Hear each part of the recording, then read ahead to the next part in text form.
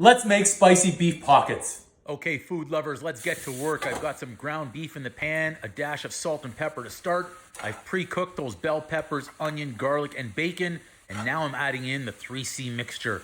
Coriander, cumin, cinnamon, a little bit more salt and pepper. I even added in some spinach to make sure we had some greens in there. When working with puff pastry, make sure you've let your mixture cool down entirely before you fill everything up. These beef pockets make great appetizers, finger foods, I call them street food, and just great food. You can do this type of food prep in advance. You're gonna save yourself a lot of time. 30 minutes in the oven.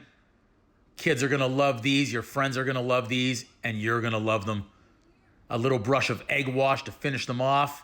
That'll give them that nice golden crust that we're looking for. A little bit of crunch.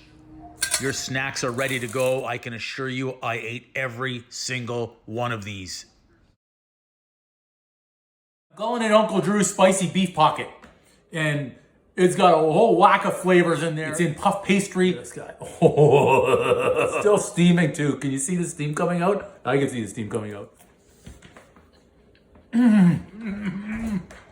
Whoa! Boom!